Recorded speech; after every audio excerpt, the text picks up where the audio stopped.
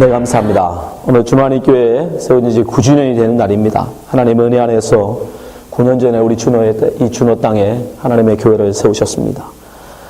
사실 우리들을 통해서 하나님께서 교회를 세우셨지만 여러분, 이 교회는 우리들의 것이 아닙니다. 교회는 분명히 하나님의 것입니다. 그러기에 교회를 우리 마음대로 닫거나 우리 마음대로 교회를 없앨 수는 없습니다. 하나님께서 바로 주인 되시기 때문입니다. 우리가 구주년을 맞이하면서 과연 교회란 무엇인가 다시 한번 돌아보는 시간 됐으면 좋겠습니다. 과연 우리 교회가 하나님의 말씀 가운데 참된 교회를 세워가고 있는지, 앞으로 참된 교회로 어떻게 세워갈 것인지 한번 깊이 고민하는 그런 시간 되었으면 좋겠습니다. 성경에서 교회라고 번역된, 한국말로 교회라고 번역된 헬라어 원어는 에클레시아라는 단어입니다. 이 에클레시아라는 단어를 분석해보면 에크와 레시아라는 단어가 붙여져 말이에요. 에크는 바깥으로라는 뜻입니다. 아웃. 레시아라는 것은 사람들, 무리라는 뜻이에요. 회중, 무리. 그러니까 에클레시아라는 원어의 뜻은 밖으로 불림받은 어떤 특별한 목적을 위해서 어떤 무리들 중에서, 많은 사람들 중에서 불러내어짐을 받은 어떤 무리라는 뜻입니다. 그래서 에클레시아라는 단어를 신약 성경에 총 118번이 등장하는데 그 중에 115번은 교회라는, 한국말로는 교회라고 번역을 했고 3번을 집회라고 번역을 했습니다. 어셈블리, 집회. 사실 우리나라 말에 교회라는 말은 한자로 보면 가르칠 교, 모일 회입니다. 가르침을 위해서 모인 무리라는 뜻이에요. 그래서 사실 에클레시아라는 원어에 보다 조금 더 그 목적, 그들을 불러낸 목적에 좀 더 포커스가 있어요. 한국말은 교회니까 가르침을 위한, 가르치고 가르침을 받기 위한 어떤 모임이라는 뜻이잖아요. 그러나 에클레시아라는 원어 자체에는 어떤 목적인지는 나와 있지 않아요. 그냥 구별하여져서 불러낸 사람들이라는 뜻만 갖고 있지, 그것이 어떤 가르침을 위한, 우리나라 말처럼 교회라는 의미를 갖고 있지는 않습니다. 그럼에도 불구하고 우리나라에서는 그걸 교회라고 번역을 했어요. 사실 교회라는 말은 원래 불교에서 쓰던 용어입니다. 불교에서 법회를 하기 위해서, 우리 집에 부흥회 같은 거를 하기 위해서 사람들에게 그 법문을 가르쳐 주려고 사람들을 불러 모았어요, 바깥에다가. 그걸 일컬어 교회라고 불렀어요. 그걸 한국 초기 선교사들이 교회로 가져온 거예요. 성경에 번역할 때 가져온 거예요. 비슷하잖아요. 특별하게 불러낸 사람들, 에클레시아입니다. 그래서 번역을 했지만 사실은 정확한 의미는 아닙니다. 에클레시아의 원어 정확한 의미를 위해서는 원래는 예배를 위해서 세상으로부터 부름받은 성도들의 모임이라고 번역을 해야 돼요. 한국말로 굳이 번역을 한다면 성도라고 번역하는 게 가장 적절한 표현이에요. 거룩하게 구별되어진 무리. 바깥으로 불러냈다라는 건 무엇입니까? 성경에서 거룩이거든요. 구별되어진, 세상과는 나누어진, 세상과 사람과는 섞이지 않는 것들. 그걸 거룩이라고 하거든요. 성경에서. 거룩. 그건 거룩한 무리. 그것이 바로 에클레시아입니다. 무엇을 위해서? 하나님을 온전히 예배하기 위해서죠. 그러니까 사실은 우리는 말에 있는 교회라는 의미, 단어만 가지고는 사실 진짜 예수님께서 우리에게 전하고자 하시는 에클레시아의 의미를 몰라요. 그러니까 성경에서 정말 예수님이 우리에게 말씀하시고자 하는 교회라는 것이 무엇인지를 알려면 바로 교회라는 것을 예수님이 말씀하시는 그 본문을 가지고 우리가 공부를 해야 되는 거예요. 신약성경에 118번이 나오는 이 에클레시아라는 단어가 제일 먼저 등장하는 것이 바로 오늘 본문입니다. 오늘 본문에 처음으로 예수님이 교회라는 단어를, 에클레시아라는 단어를 쓰세요. 그러니까 그 단어가 어떤 의미인지를 우리가 공부해보면, 주님께서 우리에게 정말 만들고자 하는 그 거룩한 무리, 우리말로 교회라는 게 어떤 것인지를 우리가 알 수 있겠죠. 그래서 오늘 보면 우리가 공부하는 게 굉장히 중요합니다. 자, 18절에 보면 예수님께서 처음으로 교회라는 단어를 쓰십니다. 자, 마태복음 16장 18절 보세요. 또 내가 내게 이르노니 너는 베드로라. 내가 이 반석 위에 내 교회를 세우리니. 여기서 처음으로 교회라는 단어가 등장합니다. 에클레시아. 구별되어진 무리. 음부의 권세가 이기지 못하리라. 우리는 이 구절 속에서 교회의 정의를 한 세 가지 정도 할 수 있습니다. 첫 번째, 무엇을 정의할 수 있느냐? 예수님께서 교회를 일컬어 내 교회라고 얘기하세요. 헬라어 원어에서는 무호 에클레시아라고 해요. 무호 에클레시아. 여기는 무라는 건 나의 거예요. 나의. 그러니까 교회의 소유권이 누구에게 있다는 거예요? 주님께 있다는 거예요. 교회의 주인이 누구냐? 바로 예수님이라는 걸 분명히 하신 거예요. 내 교회를 세우시겠다고 말씀하신다. 너희들의 교회도 아닙니다. 그들의 교회도 아니고 예수님께서 뭐라고 하시냐면 내 교회, 무호 에클레시아, 내 교회를 세우겠다라고 말씀합니다. 그래서 교회의 소유권은 여러분 주님에게 있는 겁니다. 예수님께 있는 겁니다. 여러분, 우리를 통해서 하나님이 교회를 세우셨지만 결코 이 교회는 우리의 것이 될 수 없는 거예요. 그래서 교회는 바로 다 주님의 것입니다. 바울 사도 역시 이것을 분명히 합니다. 교회의 머리는 누구냐? 바로 교회의 머리는 예수님이다라고 얘기합니다. 에베소 1장 22절 보세요. 또 만물을 그 발 아래 복종케 하시고 그 만물을 위해 교회의 머리로 주셨느니라. 교회의 머리, 바로 예수 그리스도예요. 23절, 교회는 그 몸이니 만물 안에서 만물을 충만케 하시는 자의 충만이라. 이것을 잊어서는 안 돼요. 교회의 주인은 누구다? 지금 배웠는데 예수님이에요. 목사 아닙니다. 재직회의가 아니에요. 여러분들이 아니에요. 목소리 큰 사람도 아닙니다. 가장 힘 있는 사람 것도 아닙니다. 교회는 주님의 것입니다. 그러니까 교회가 무엇을 결정할 때 가장 중요한 의사는 누구의 의사여야 돼요? 누구의 의견이어야 돼요? 누구의 뜻이어야 돼요? 주님의 뜻이어야 돼요. 예수님의 뜻이 가장 중요한 거예요. 우리가 다수결이라는 사회적 방식으로 여러분 많은 사람이 동의하면 그냥 가자. 절대 그러면 안 됩니다. 교회의 주인은 예수님이시기 때문에 예수님의 뜻에 반한 결정을 아무리 많은 사람들이 한다 할지라도 여러분 그것으로 가서는 안 됩니다. 왜? 교회의 주는 그들이 아니기 때문에. 이것을 꼭 기억하셔야 돼요. 교회의 주인은 예수 그리스도십니다. 그분의 뜻에 맞는, 그분의 뜻에 순종하는 방향으로 교회는 나가야 됩니다. 두 번째, 이 구절에서 우리는 또 무엇을 할 수 있습니까? 주님께서 이 반석 위에 교회를 세우시겠다고 말씀하세요. 자, 18절 다시 보겠습니다. 또 내가 내게 이르노니 너는 베드로라. 내가 이 반석 위에 내 교회를 세우시겠다. 이 반석. 여러분, 이 구절은 굉장히 어려운 구절입니다. 베드로라는 말, 페트로라는 헬라어 언어의 의미는 원래 뭐냐면 반석이라는 뜻이에요. 페트로라는 그 단어 자체가, 베드로라고 번역된 그 말 자체가, 페트로가 바위예요, 바위. 그래서 문자 그대로 보면 어떻게 돼요? 너는 페트로라. 내가 그 페트로, 그 바위에다가 교회를, 내 교회를 세우겠다라고 번역이 되죠. 그렇죠? 문자 그대로 보면 그런 뜻이 돼요. 그래서 로만 카톨릭은 이 구절을 근거로 해서 한 예수님께서 교회를 누구 위에 세웠냐면 베드로 위에 세우셨다라고 얘기하신다. 그래서 베드로가 교회의 초대 교황이고 그 뒤를 이어서 교황의 대를 이어받은 자기들이 진정한 교회의 참모습을 가지고 있다라고 주장해요. 그래서 로만 카톨릭만이 진정한 교회다라고 얘기해요. 그러나 우리 개신교회는 그렇게 해석하지 않습니다. 이 페트로라고 말한, 이 반석이라고 말한 이 반석이라는 건 무슨 뜻이냐면 바로 이 구절이 아니라 바로 위에 구절까지 봐야 돼요. 이 문장만 있다면, 이 구절만 있다면 우리는 거기도 반박할 수가 없어요. 그런데 이 말씀을 하시기 전에 예수님이 어떤 말씀을 베드로와 하셨는지를 보면 그것은 다르게 해석이 될 수 있다는 거예요. 자, 13절부터 한번 17절 보시기 바랍니다.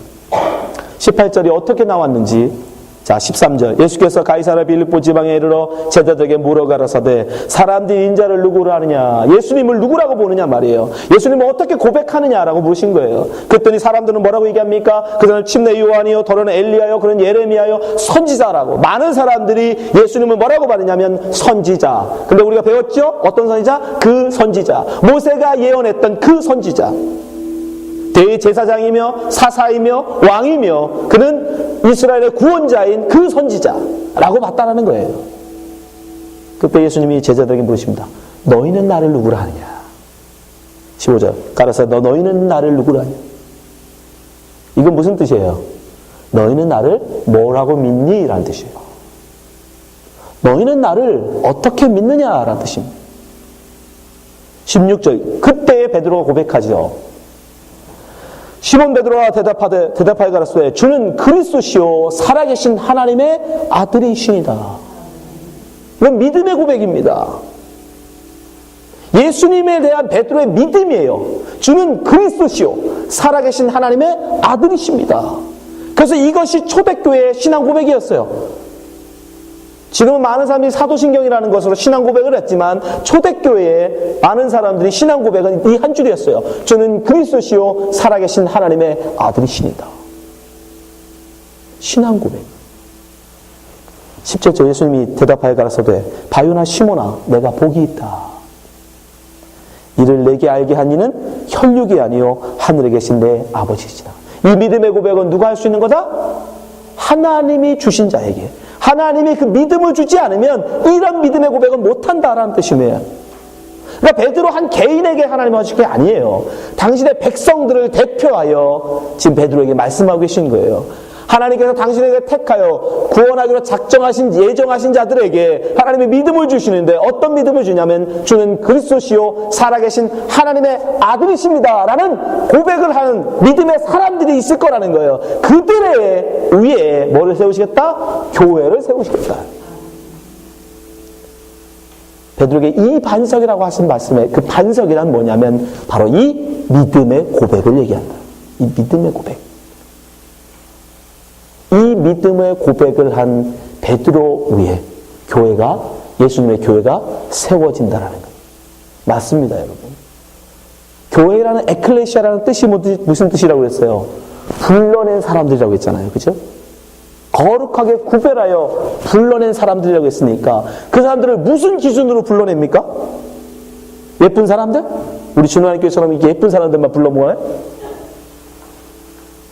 아니면 여자들만? 그런 거 아니잖아요. 많이 배운 사람들? 그런 것도 아니죠. 믿음을 주신 사람들.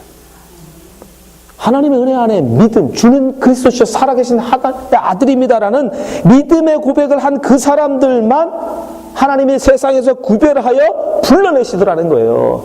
그래서 그들, 믿음의 고백을 한 사람들의 무리를 교회라고 하시겠다. 그걸 분명히 아셔야 돼요. 그래서 세상과 교회가 나눠지는 기준은 다른 게 있는 게 아니에요. 교회 다니는 사람들 착해진다? 거짓말입니다, 여러분. 여러분 아시잖아요. 여러분 교회 다니셔서 착하세요? 교회 되면 예뻐집니까? 교회 다니면 건강해집니까? 아니요. 세상과 그런 걸로 우리는 구별되지 않습니다.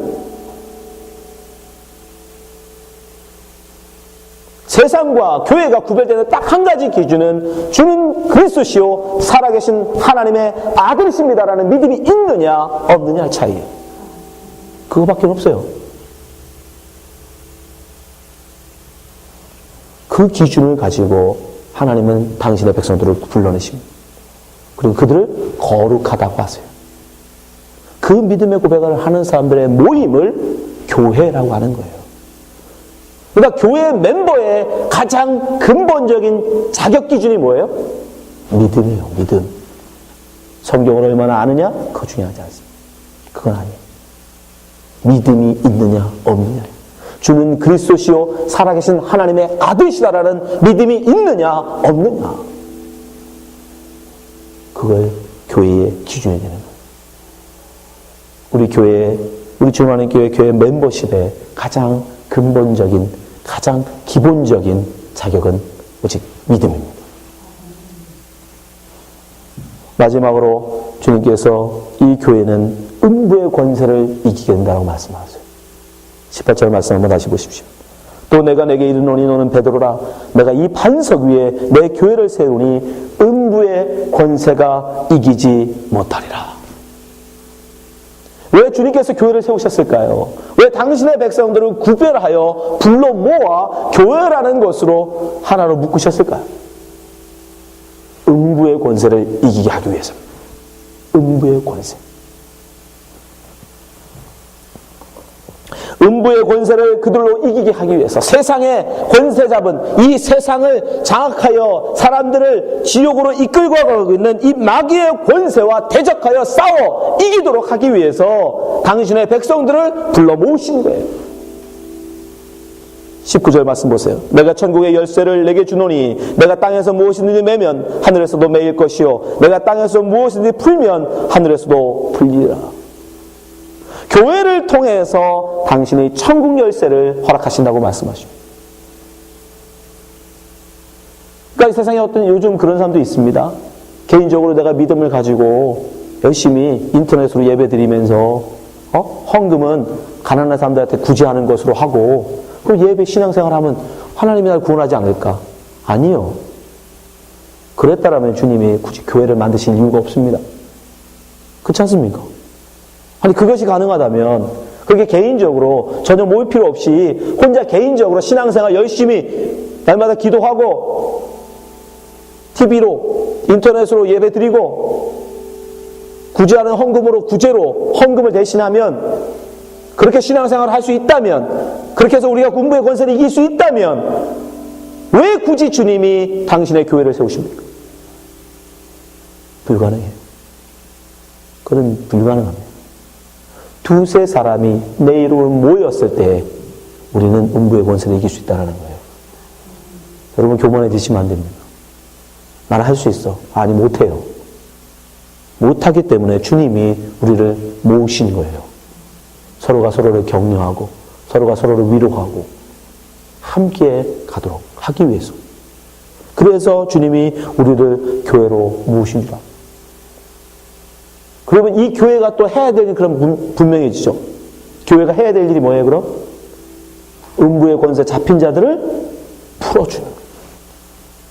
교회는 음부의 권세를 이기기 위해서 하나님 만드실 거란데요. 그러면 교회가 해야 될 일이 분명하죠. 교회의 목적은 여러분 다른 게 아닙니다. 음부의 권세에 잡힌 사람들, 사망의 그늘에 죽어가는 사람들, 그 사람들을 끄집어내 하나님의 구원의 천국문으로 인도하라고 있는 거예요. 그게 교회의 사명입니다. 전도하지 않는 교회는 고로 하나님의 사명을 다하지 않는 거예요. 주님 우리에게 분명히 말씀하십니다. 마가복음 16절 15절 또 가라사 너희는 온 천하에 다니며 만민에게 복음을 전파하라. 여기서 너희들이 누굽니까? 예수님을 주로 고백하는 사람들. 다른 말로 교회. 교회에게 하시는 명령이에요. 온 천하를 다니며 만민에게 복음을 전파하라. 교회의 사명입니다. 교회는 반드시 복음을 전하는 곳이어야 됩니다. 전도하지 않는 교회, 선교하지 않는 교회, 그건 교회가 아니에요. 우리는 오늘 본문을 통해서 교회가 무엇인지를 배웠습니다. 우리 주 하나님께서 정말 하나님의 원하시는, 예수님이 원하시는 그 교회에 서 있는지 우리 돌아봤으면 좋겠습니다. 주 하나님께 교회는 주인은 누굽니까? 혹시 여러분이 주인 되고 싶지 않으셨어요? 여러분 마음대로, 여러분이 원하는 대로, 여러분의 입맛에 맞게 교회를 하려고 하셨다면 회개하시기 바랍니다. 주 하나님 교회는 결코 누구의 것이 아닙니다. 오직 주님의 것이어야 됩니다. 또한 교회의 자격은 오직 믿음에 있습니다. 내가 세상과 구별되어지는 우리 주노하니 교회가 세상과 구별되어지는 오직 한 가지는 주는 그리스도시요 살아계신 하나님의 아들이시다라는 믿음의 고백을 하는 사람들의 모임이어야 된다는 거예요. 또한 교회는 친교단체가 돼서는 안 됩니다. 교회의 목적은 친교에 있지 않습니다. 교회의 목적은 오직 전도입니다.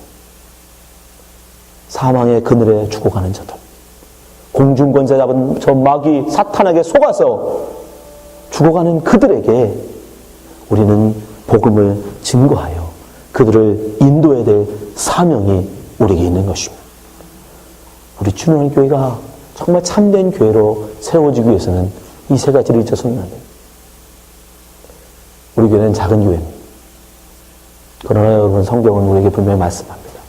하나님의 능력은 결국 사람의 수에 있지 않다. 사람의 수에 많고 적음에 있는 게 아닙니다. 수만 명, 수천, 수만 명이 있다고 자기는 큰 교회라고 여러분 큰 힘이 있을까요? 아니요. 세상의 조직은 그럴 수 있어요. 세상의 회사는 그럴 수 있어요. 그러나 하나님의 능력은 그렇지 않습니다. 하나님의 능력은 사람의 많고 적음이 아니라 하나님을 누가 더 의지하는가, 거기에 달려있어요. 사무엘상 14장 6절 보세요. 요나단이 자기 병든 소년에게 이르되 우리가 이 할례 없는 자들의 부대에게로 건너가자. 여호와께서 우리를 위하여 일하실까 하노라. 여호와의 구원은 사람의 많고 적음에 달리지 아니하였느니라. 우리 주님하는 교회가 여러분 숫자는 적을지라도 우리 주님하는 교회의 능력은 숫자에 비례하지 않습니다. 여러분의 믿음에 비례합니다. 여러분이 얼마나 교회를 세우겠냐는, 하나님의 교회를 세우겠다라는 그 믿음, 결심, 결단, 순종, 거기에 의해서 우리 주님하는 교회의 힘은, 능력은 나타나는 것입니다. 우리 주님하는 교회가 정말 하나님의 교회로 온전히 서기를 원합니다. 그리고 힘 있는 교회로 영혼을 구원하는, 이 사우스 알래스카에는 많은 죽어가는 영혼들을 구원하는 그런 능력 있는 교회가 되시길 주님으로 축원합니다. 기도하겠습니다.